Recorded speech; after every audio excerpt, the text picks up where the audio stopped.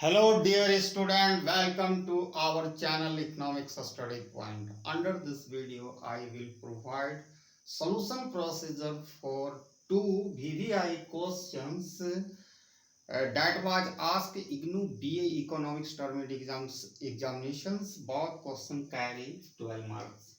As you can see, I have written two questions.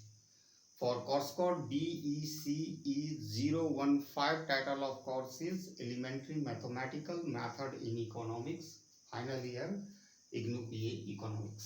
ठीक है, तो देख सकते हो फर्स्ट पार्ट ऑफ क्वेश्चंस क्या कहता है, फर्स्ट क्वेश्चन क्या कहता है, सेकंड क्वेश्चन क्या कहता है।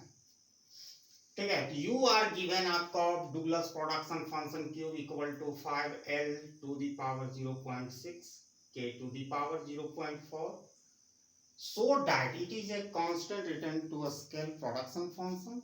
And second part of this question telling us to calculate partial elasticity of output with respect to labor and capital. And second question, first question is related to theory of producer behavior, but second question is related to theory of consumer behavior. And second question telling us our consumer's utility function is given by u equal to x plus 2 and y plus 1. Her budget constraint is 2x plus 5y equal to 51. How much of x and y goods should be consumed to maximize her satisfactions? ठीक है, तो one by one हम solution provide करूंगा। पहला first part of questions, ठीक है, first question first part that is constant return to scale, how can we prove it. तो पहले हम आपको समझा देते हैं, उसके बाद आपको बहुत आसानी से आपको कैलकुलेट करो। Suppose that cube equal to A L to the power A and k to the power b। मैं ये समझाने के लिए कह रहा हूँ, कंसेप्ट बिल्डिंग के लिए, उसके बाद क्वेश्चन में तुरंत आ जाएंगे। ठीक है, it is a Cobb Douglas production function. अगर हम लेबर और कैपिटल इनपुट को एक कांस्टेंट या किसी चीज या लैम्डा से बढ़ाते हैं, ठीक है, if in this production function labour and capital that is k and l are increased by lambda, what would be impact of output. तो ठीक है, L lambda to the power A lambda के to the power B. ठीक है, अब ये bracket को तोड़ेंगे हम। ठीक है, lambda to the power A L to the power A lambda to the power B K to the power B. अब एक जगह अरेंज करते हैं, lambda a times lambda b a l to the power a k to the power b। अब यहाँ दोनों का base same है तो इसका पावर जुड़ जाता है as per law of indices. a plus B equal to cube हो गया। यहाँ पर इतना बराबर क्यूब है ना। If the value of exponent, यदि लैम्डा का जो पावर है a plus B, value of a plus B equal to 1, then it is constant return to a scale. Constant return to, it is a constant return, it is a constant return to a scale.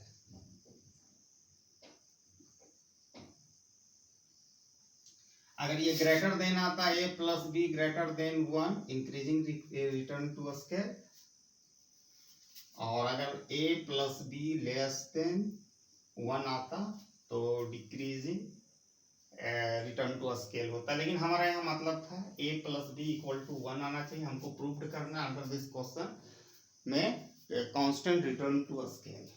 ठीक है, तो उसी तरह हमारा जो original production function इस question में दिया गया है उस पर हम लोग कम आते हैं। तो ओरिजिनल हमारा जो प्रोडक्शन फंक्शन दिया Q equal to 5 L to the power 0.6 K to the power 0.4, यही है, हमने यहां से लिया। एक इनपुट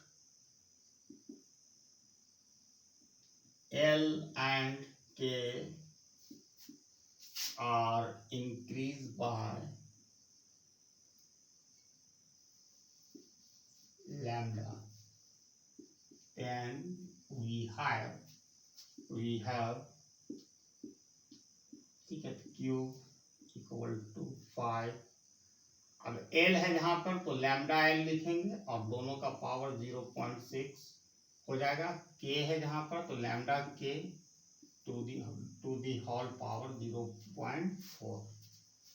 अब इसको ब्रैकेट को तोड़ेंगे तो 5 lambda to the power 0.6 L to the power 0.6 lambda to the power 0.4 K to the power 0.4। अब लैम्डा को एक जगह लिख देते हैं, लैम्डा 0.6 टाइम्स लैम्डा 0.4, फिर 5 यहाँ से हम लिख रहे हैं, फिर L to the power 0.6 K to the power 0.6। अब देखिए एक तो लॉ ऑफ इंडिसेस किसी को नहीं आता वो देख लीजिए, a to the power m into a to the power n, इसका फॉर्मूला होता है a to the power m plus n।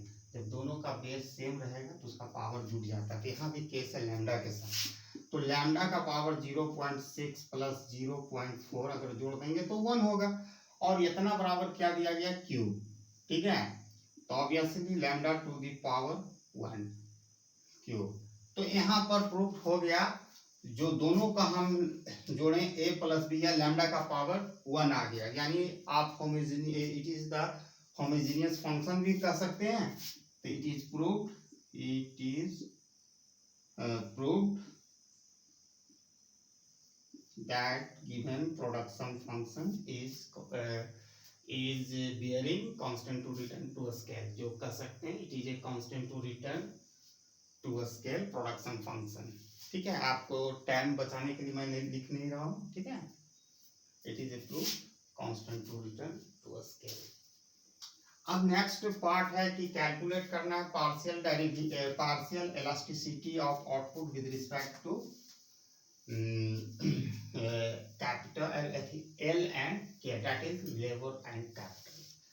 तो प्रोडक्शन फंक्शन तो सेम रहेगा, अब इसी से हमको कैलकुलेट करना है। ठीक है, तो partial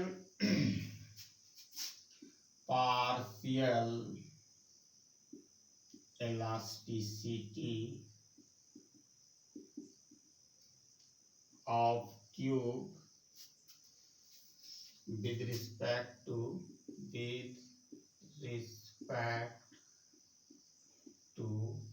L, that is lever input। इसको हम लिखेंगे इस तरह, एक फॉर्मूला होता है elasticity of output with respect to L। तो इसमें क्या है, partial derivative of production function with respect to lever times lever into cube, ये फॉर्मूला है। ठीक है, तो सबसे पहले इसका पार्शियल डेरिवेटिव निकालना पड़ेगा प्रोडक्शन फंक्शन को, किसके रिस्पेक्ट में निकालना पड़ेगा, लेवर के रिस्पेक्ट में। तो delta Q by delta L जैसे ही निकालेंगे तो ये 0.6 पहले आ जाएगा। ठीक है, इंटू 5 ओरिजिनल जगह पर रहेगा, 0.6 माइनस 1 होता है और k टू दी पावर 0.4, जो फॉर्मूला होता है इस पर law of derivative, partial derivative लिखूं तो 0.6 into 5 L to the power minus 0.4 K to the power 0.4। अब इसको जैसे ही किसी भी नंबर का पावर अगर माइनस में हो तो उसको हम लिख सकते हैं 1 बाय पॉजिटिव पावर हो जाता है, जैसे ही डिनोमिनेटर में हम शिफ्ट करेंगे। यहाँ भी इस तरह लिखा है 0.6 into 5 K to the power 0.4, और ये वाला जो माइनस पावर है तो इसको डिनोमिनेटर में जैसे ही लिखेंगे तो इसका पावर प्लस हो जाता है।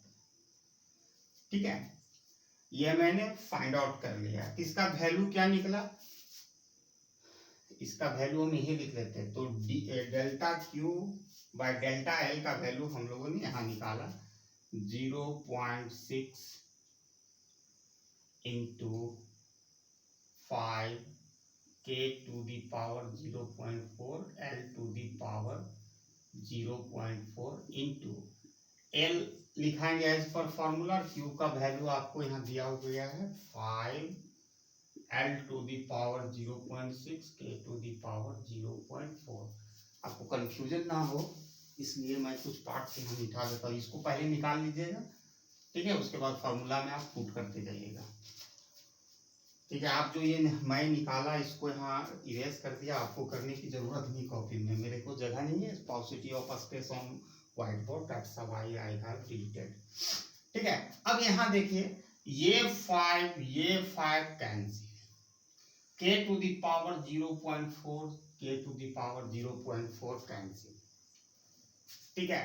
अब बच क्या रहा है भाई, l ऊपर बच रहा है, नीचे भी बच रहा है l to the power 0.4 into L to the power 0.6। L ऊपर ही रह गया और 0.6 भी यहाँ आ रहा है, रुकिए सॉरी छूट गया ये कांस्टेंट, ये 0.6 बच रहा है, ऊपर L बच रहा है, ये नीचे 2L बच रहा है। ये दोनों जुट जाएगा 0.4 प्लस 0.6, क्योंकि दोनों का बेस सेम है तो उसका पावर ऐड हो जाता है। तो फाइनली 0.6L बाय, यहाँ L टू दी पावर 1 लिखेंगे या नहीं लिखेंगे, दोनों को बात बराबर हिडन पावर होता है, तो L कैंसिल, तो इसका elasticity of output with respect to लेवर equal to 0.6, that is less than 1, ठीक है। पार्शियल, इसको हम पढ़ेंगे partial elasticity of output with respect to लेवर इक्वल टू 0.6, जो 1 से कम वैल्यू इसीलिए लेस देन 1 आया इसका पार्शियल डेरिवेटिव। अब इसी तरह Q को K के रिस्पेक्ट में निकालेंगे, फॉर्मूला वही होगा, जहां L था वहां पर आपको K कर देना है, ठीक है। यहाँ L है तो यहाँ K कर देंगे, तो कैपिटल के रिस्पेक्ट में निकल जाएगा। और डेरिवेटिव किसके रिस्पेक्ट में लेंगे, K के रिस्पेक्ट में लेंगे, बस इतना ही करना है। तो आप लीजिए partial derivative of production function with respect to capital, तो 0.4 आ जाएगा पहले, k के रिस्पेक्ट में ले रहे हैं, 5 आपका यहाँ ऑलरेडी है, l भी अपने पास स्थान पर रहेगा 0.6, और k में 0.4 में -1 कर देंगे, तो 0.4 into 5 L to the power 0.6 K to the power -0.6। अब इसको सिमिलरली हम नीचे इसको शिफ्ट कर देंगे डिनोमिनेटर में, तो 0.45 into 5 L to the power 0.6 K to the power K to the power plus 0.6। जैसे इसको डिनोमिनेटर में करेंगे तो इसका पावर जो माइनस में वो प्लस में कन्वर्ट हो जाएगा। अब हम लोगों ने जो वैल्यू निकाला है इसका delta Q by delta K का, वो वैल्यू हम यहाँ लिख देते हैं क्योंकि यहाँ हमको जरूरत है। तो 0.4 into 5 L to the power 0.6 K to the power 0.6, ठीक है। ये वैल्यू हमारा काम खत्म हो गया। अब क्या करना है, K है अपने स्थान पर K लिख देंगे, अब प्रोडक्शन फंक्शन दिया गया 5 L to the power 0.6 K to the power 0.4। अब ऑब्वियसली है ये 5 और L to the power 0.6 cancel हो जाएगा, ठीक है।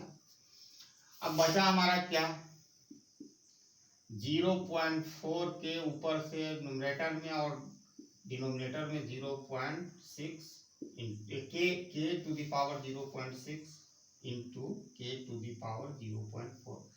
अब ये क्या हो जाएगा 0.4 के, और ये दोनों जुट जाएगा 0.6 प्लस 0.4, क्योंकि आपका बेस सेम है तो दोनों का जो पावर होता है ऐड हो जाएगा। तो 0.6 और 0.4 को जोड़ोगे तो क्या होगा, 1 होगा, K टू दी पावर 1 यानी K सिंपली, तो 0.4 K बाय K कैंसिल, तो elasticity of output with respect to capital equal to 0.4 which is less than 1। ठीक है, partial elasticity of output with respect to capital equal to 0.4 value आया which is the less than 1। तो first part of question का solution मैंने part A और B दोनों कर दिया। अब है time second part of question का सलूशन प्रोवाइड करने का। तो सेकेंड जो क्वेश्चंस है उसका एक ही पार्ट से हमको ऑप्टिमल कंजप्शन बंडल निकालना है गुड्स एक्स एंड वाई का। ठीक है, यूटिलिटी फंक्शन जो दिया गया है u equal to X plus 2 y plus 1, ये यूटिलिटी दिया गया और एक बजट कंस्ट्रेंट दिया, इसको मैक्सिमाइज करेंगे हम।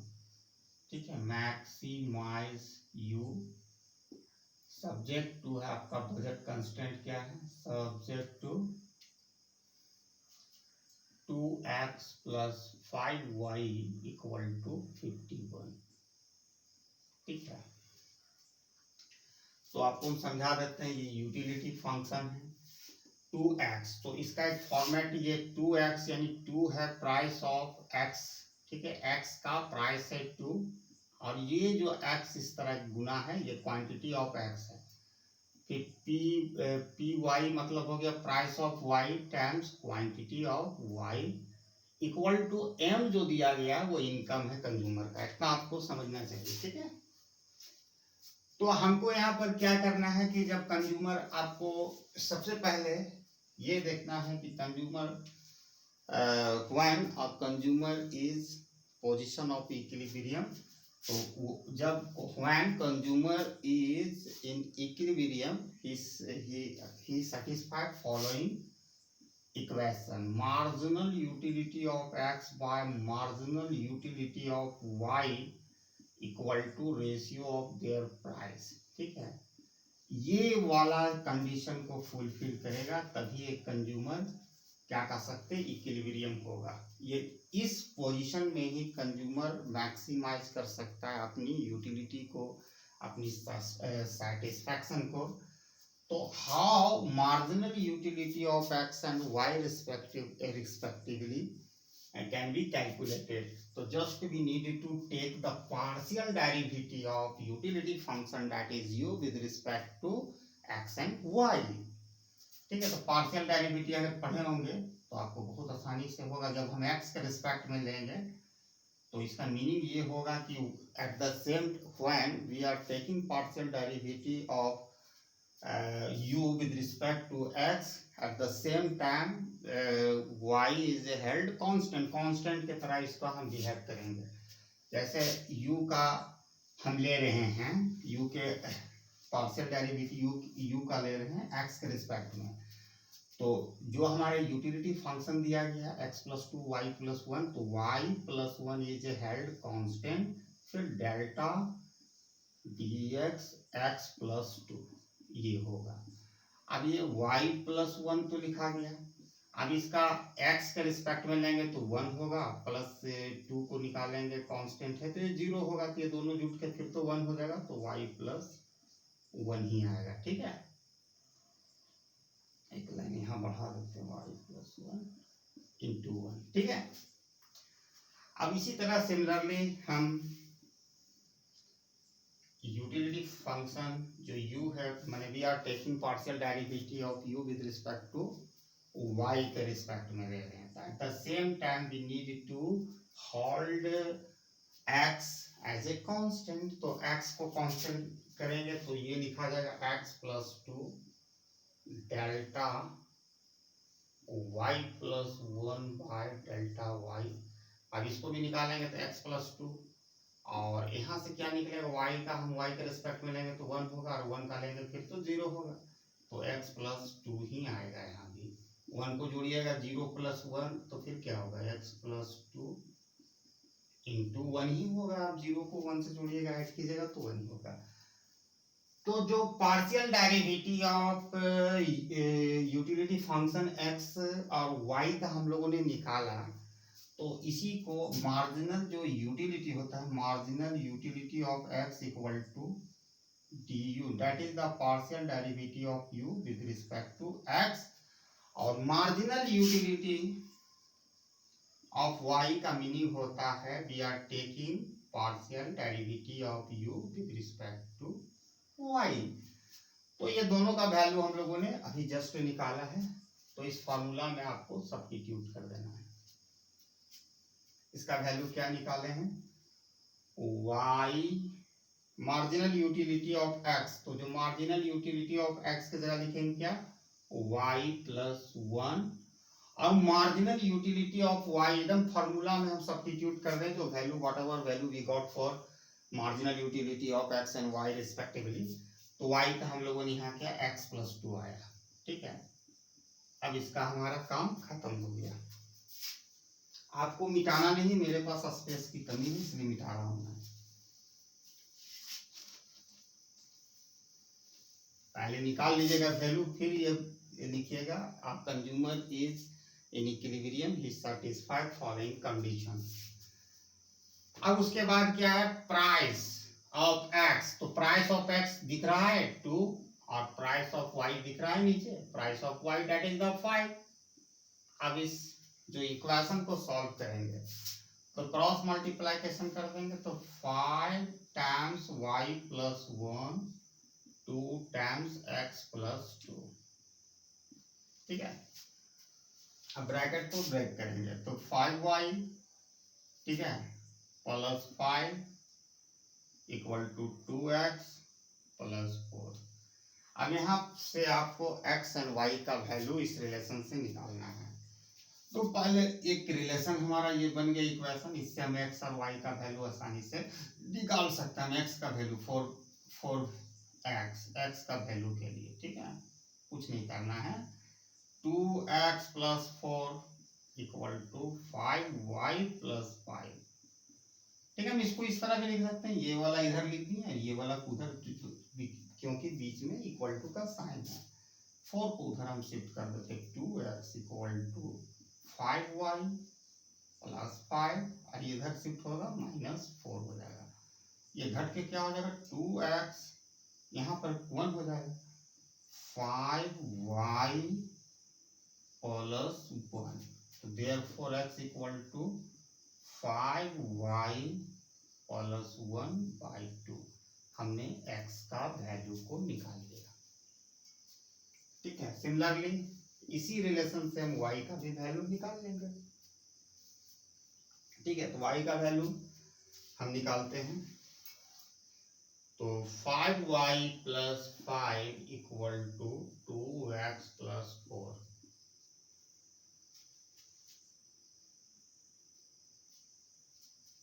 ठीक है,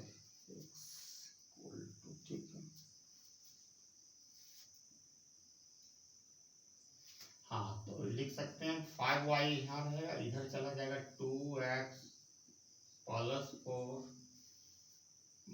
माइनस ये 5 हो जाएगा। ठीक है, सिमिलरली वही प्रोसेस रहेगा, तो 5y equal to 2x minus 1 हो जाएगा यहाँ हटकर, तो y equal to 2x minus 1/5। ठीक है, हम लोगों ने x और y का वैल्यू निकाल लिया है, तो this value to be substituted in budget constraint.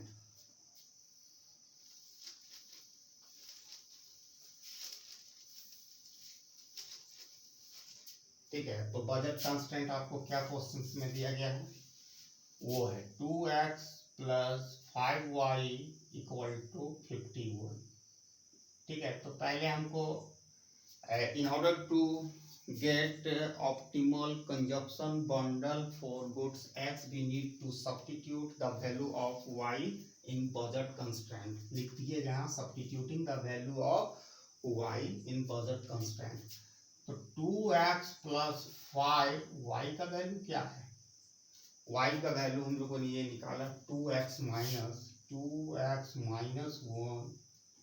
1/5 equal to 51।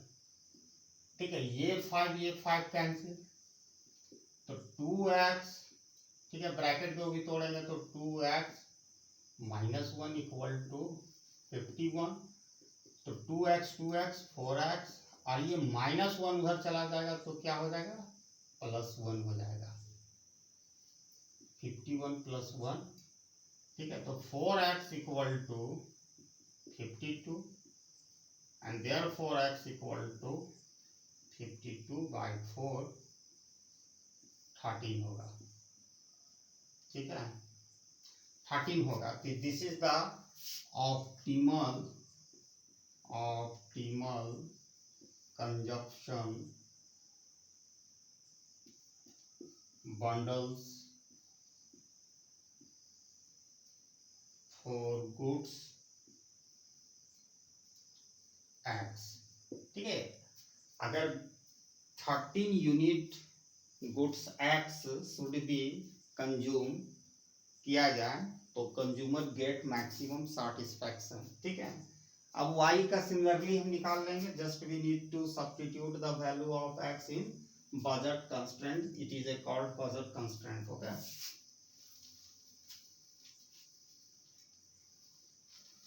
अब x का वैल्यू सब्स्टिट्यूट करेंगे तो आपको लिखना क्या है कि लिखिएगा substituting the value of x in budget constraint to get optimal consumption bundle for goods y, तो 2x + 5y equal to 51, very simple. तो 2 इंटू एक्स का वैल्यू हम लोगों ने क्या निकाला है यहाँ पर, 5y + 1/2 + 5y इक्वल टू 51, ठीक है। तो 2 कैंसिल हो जाएगा तो यहाँ पर होगा 5y + 1 + 5y इक्वल टू 51। अब ये दोनों ऐड कर देंगे तो 10y हो जाएगा, और ये +1 उधर जाके -1 हो जाएगा, ठीक है।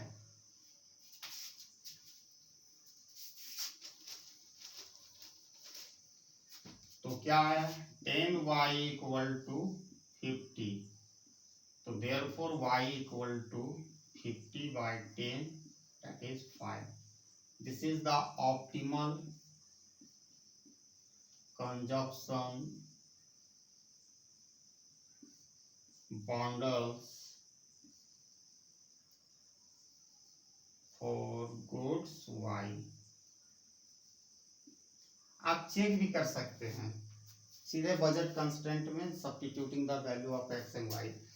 अब हमको दिया हुआ है 2x + 5y इक्वल टू 51, ठीक है। हमने x का वैल्यू निकाला 13 और y का वैल्यू हम लोगों ने निकाला क्या, 5, यही है।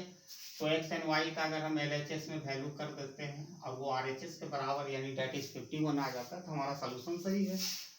तो हम लिखते हैं 2 इंटू एक्स का वैल्यू 13 + 5 इंटू वाई का वैल्यू 5, तो 26 + 25 आप ऐड करोगे तो 11 carry 1 2 2 4 15 which is equal to RHS। देखिए 51 आ गया, तो हम चेक भी कर ली, तो चेक करने की जरूरत नहीं है, ठीक है।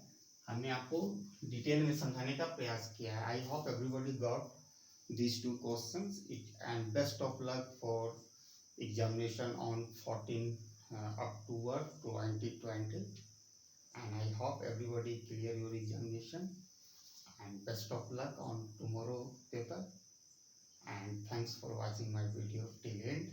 Jai Hind.